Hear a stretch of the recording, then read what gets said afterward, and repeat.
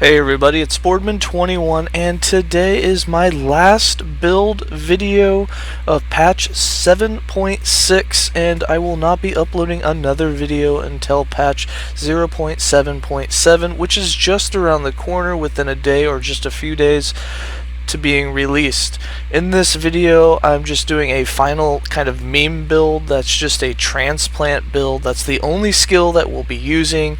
I'm going to go over how it's very damaging. It's using a broken node. It's very easy to gear for if you have the two uniques that are needed, and it's just a super easy kind of fun build. And if you're kind of bored looking for something to do with the last few days before this patch hits and you want to do a little bit of Monolith of Fate farming, this is a build that allows you just to kind of bounce around and have a little bit of fun to just kind of get the next few days to go by, especially if you're stuck at home right now with the virus going around.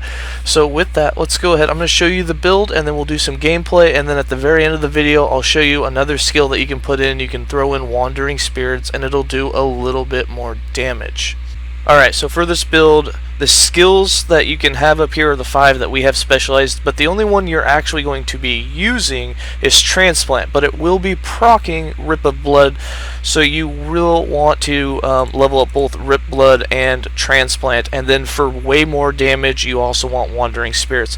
But to begin with, we have Transplant. Obviously, since we're using Rip Blood, you're going to want it to cast Rip Blood 3 times. So we got 1 point in Acolyte's Fervor, and then we have the 3 points in Dance of Blood so that you cast Rip Blood 3 times every time you transplant. Now we also have 2 points in Sadism for the global increase damage, and then we have 3 points in Pale Blood to get your mana back. On top of that, we want as many detonations as possible for more bleed stacks. So we have 1 point in Rain of Blood, which gives you a detonation on arrival, 3 points in Depravity for 3 more detonations on arrival. So you are doing 4 detonations on arrival, along with the Hemophilia node. That means you have a 100% bleed chance whenever you have an explosion or a detonation. So that means you get 4 stacks of bleed on all enemies when you transplant to the arrival spot. And Hemophilia also does a self-bleed, but since we're using Exanguous and we have low life, we're immune to bleed, so this doesn't even affect us. So you're doing 4 stacks of bleed on enemies where you arrive, and then also we have 2 points in Scarlet Rain for a bigger area of detonations, and then 2 points for detonations on departure. So 2 stacks of bleed where you depart, and 4 stacks of bleed where you arrive, and then you cast Rip Blood 3 times. As you can see, this is a big damage over time build. And then for Rip Blood, you're going for as much poison as possible. So first off, we have all the points in both the blood splatters. So you can do 2 blood splatters per Rip Blood, and since 3 Rip Bloods are cast, that's 6 blood splatters that are going to be on the ground, and each blood splatter hit will do a 100% chance to do poison. So you need 2 points in Hemofancer, 5 points in Gushing Wound for 100% bleed, and then we're going to switch over that bleed to poison with 1 point in Septic Wound.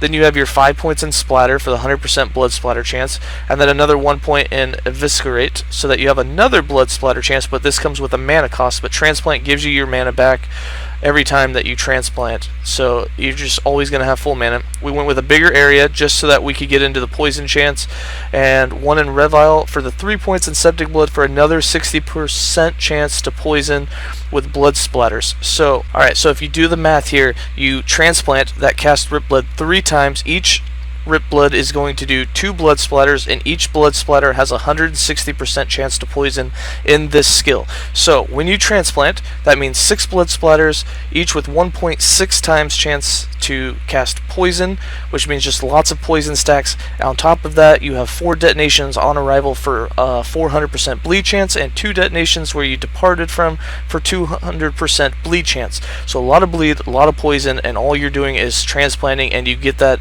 every 4 seconds unless you have idols that reduce that, and then you can do it even faster. Now in the end, if you do run Wandering Spirits, and the reason Wandering Spirits does so much damage is because they use your weapon, and we have a 200% poison chance on hit with our weapon, so that in itself gives the Wandering Spirits each a 200% poison chance, and therefore their poison stacks with your poison, and it just gets out of control. So single target damage becomes absolutely crazy with the Wandering Spirits. But just for a meme build and just for fun, we're only using Transplant in this, but I will show you some gameplay. And here's the skill tree in case you're wondering at the end for Wandering Spirits. Basically maximum reveal rate, so we got 5 points in Thin Veil, We got 1 point to change all their damage from necrotic to poison with infectious dead, 4 points in spirit duration to have as many out there as possible at one time, and 3 points in cooldown recovery so you can recast it as fast as possible, and all the rest of it in poison. So 2 points in souls of rage, 1 point in spectral putrescence to give them a poisoning projectile every 2 seconds, and 3 points to reduce the cooldown on that projectile, and 1 point in spectral scorn to increase the range of it. Now the reason that this does so much damage is we're going to go into passives, and for passives there's a broken node, and that's what we're taking advantage of. The only thing that you need in this is you must be mastered in necromancer to get above the halfway point. So you'll go to lich, you'll take the 1 point in hallow lich to convert all sources of leech into increased damage at 10 times their value, and then in the necromancer tree you need to put 5 points in river of bones because this node is what's broken, and this each point you put in this will give you 100% global damage. 5 points here is 500% global damage, and what that allows us to have is this massive increased damage over time. You actually have damage with everything, but just for this meme build we have almost 900% increased damage over time. A lot of that also comes from our weapon, so we'll go ahead and jump into the weapon. All the other passives don't matter. You can put into whatever you want. Those two are the only ones you need. River of Bones, and in Lich, you need Hollow Lich. With that, when you go into our items, we are running the Plague Bearer's Staff, and this gives us a 236% chance to poison on hit, 100% chance to inflict plague on hit, increased plague effect, chance to blind attackers, chance to inflict blinding on poison hit. Basically this is just the weapon that you super want, because every hit that you do with your wandering spirits and with transplant and your rip blood is going to lay down those poison chances. This also comes with an increased damage over time, which is huge because this is a damage over time build. We're also running idols that have a % chance to apply damned on hit, and damned is a damage over time for I believe 3 or 4 seconds, and it's just more necrotic damage to them. You're stacking damned, you're stacking bleed, and you're stacking poison, and then you have a chance for, or you have plague, and then you have possibly blinding poison, and it's just a bunch of damage over time. The only other unique that you really need for this build is Exsanguious, and that's so that you have a lot of ward for protections. Otherwise, since you have no health leech, there's no point in running straight health unless you have a lot of protections.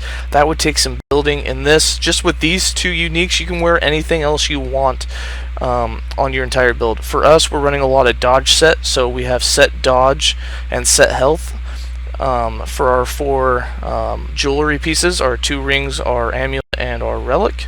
And then for other slots, you can do anything you want, but what we're running is the % chance to gain haste on hit, just so that we can run faster. This also comes with a huge dodge rating because we're running a dodge set. We have the ward trail belt for increased dodge, increased move speed, and then 20 ward on every dodge that we do. So since we're a ward build, this just made sense since we had it. You don't have to have these two. You can run whatever else you want in these spots.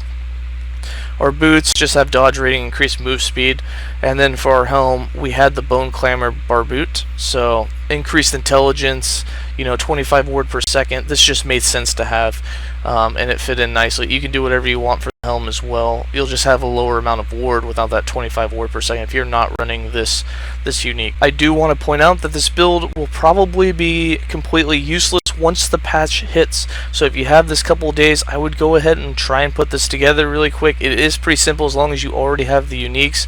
All you got to do is transplant around. It just takes the 1 skill with Rip Blood.